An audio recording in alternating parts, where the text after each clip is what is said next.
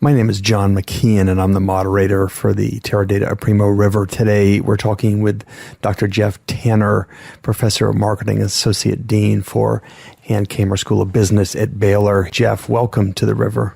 Thank you. Jeff will be presenting at this year's Partners Conference in a very compelling title called Are You Listening? Customers Are Talking Nonstop in the Omni-Channel Era. What will be interesting, too, is Jeff will be leading a discussion with the likes of Cabela's, Office Depot, and some other companies talking about their progress along the maturity curve of the omni-channel era or evolution. Jeff, what is omni-channel marketing, first of all, to get a level set here?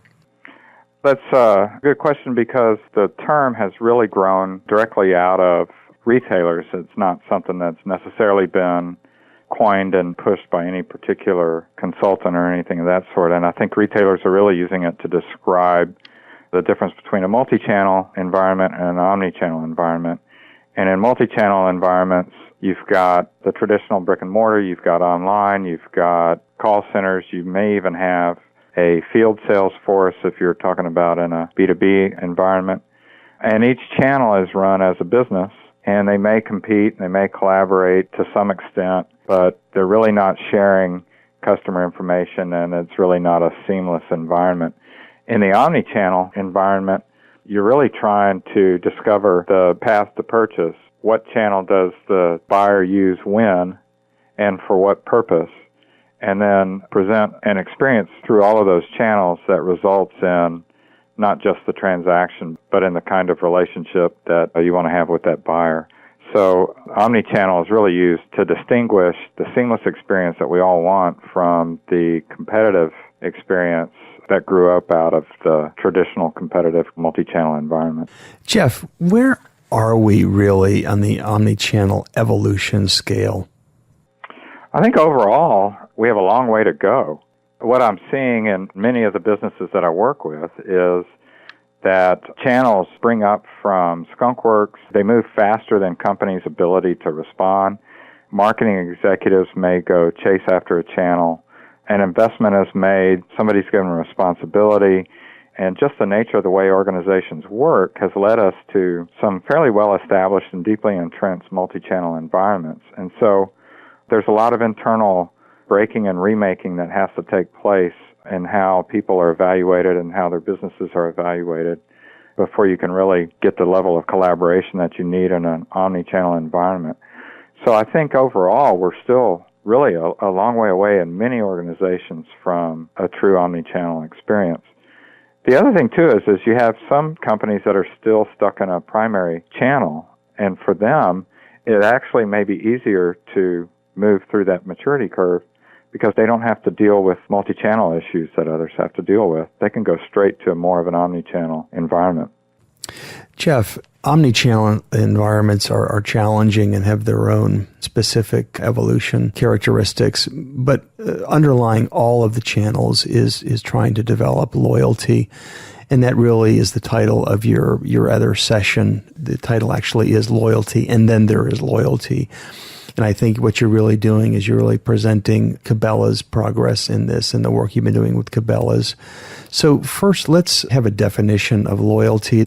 There's 100 definitions out there, but I believe you really boil it down into two, attitudinal and behavioral loyalty. What are those loyalties?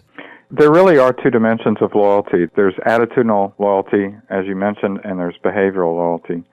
And these two dimensions can operate separately. So if you think about how you may purchase gasoline, for example. You may go to the same place because it's convenient, but you don't necessarily like it any more than you do any other gas station. So you exhibit very strong behavioral loyalty.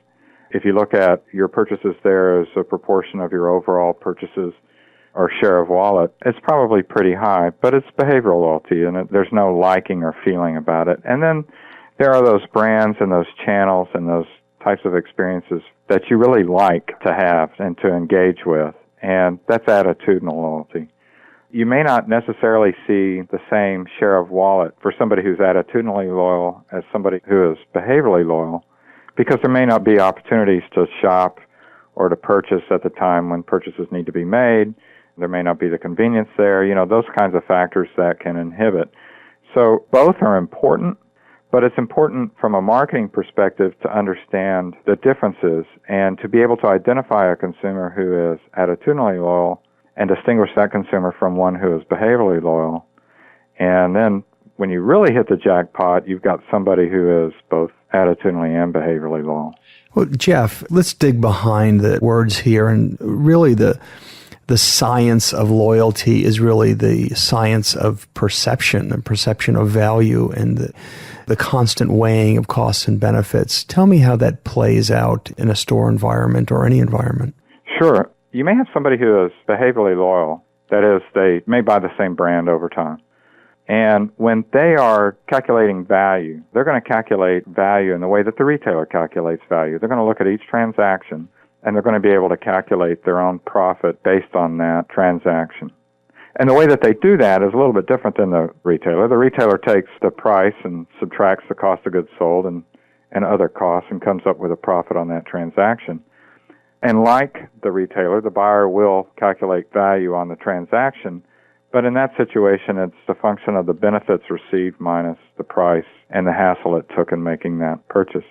An attitudinally loyal customer, however, has a longer time horizon and calculates value over a series of purchases and may only reevaluate profit and loss, if you want to put it in those terms, on an infrequent, irregular basis, and it may be caused by a bad experience, a good-looking alternative, those kinds of things. So how frequently value is calculated, or profit, however you want to look at it, differs whether you're talking about attitudinal or behavioral loyalty, and it also differs in terms of what gets added into the benefits.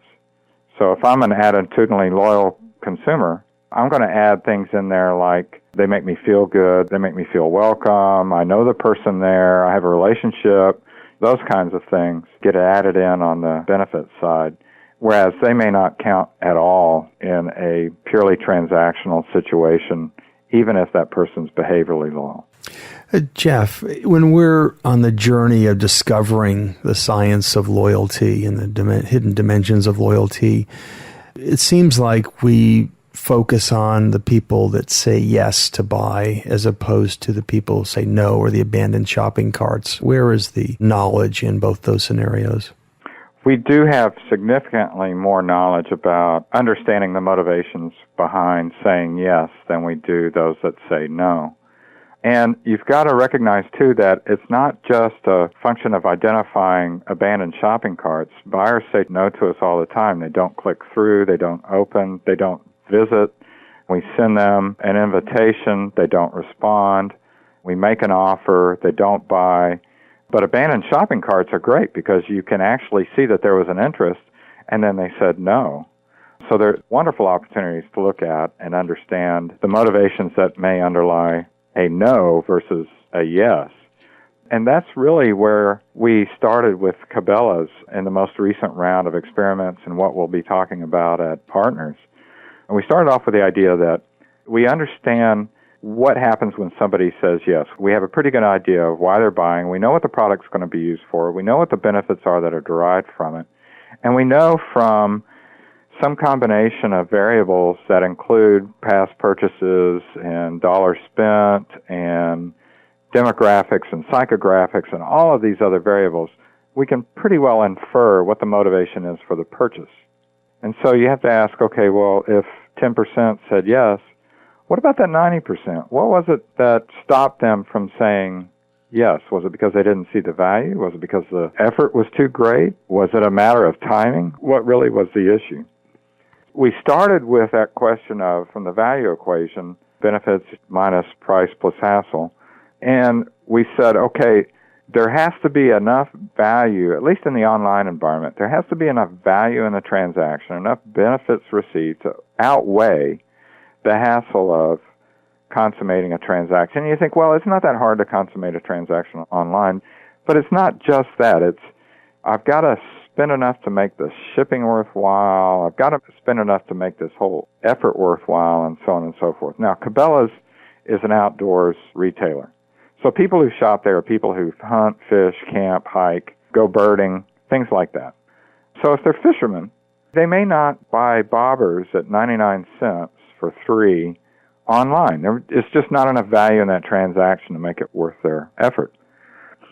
So what we'll be presenting at Partners is a series of experiments that started with the question of, are there products that we can use that if they go in the basket first, we're more likely to see closed baskets, less likely to see abandoned baskets. If they're not in the basket at all, are we more likely to see abandoned baskets? In other words, are there products that help us understand the value in the transaction and whether it was worth moving it through to close? And we identified some of those. We've run some experiments around promoting those in the online environment. We had some tremendous results that I'm going to save for Partners. And we're now in the process of running those same kinds of experiments in the other channels to understand whether those patterns of value operate in similar ways across the different channels. Dr. Jeff Tanner, professor of marketing at Hankamer School of Business at Baylor. He is having 2 exciting sessions at Partners coming up. One with a panel from Cabela's and Office Depot and some other well-known companies. Are you listening? Customers are talking nonstop in the omni-channel era. And also a session with Cabela's on loyalty, entitled Loyalty, and Then There Is Loyalty. Jeff, thank you very much for coming on the river, and we look forward to your session. John, it was a pleasure talking with you, and I hope to see you at Partners.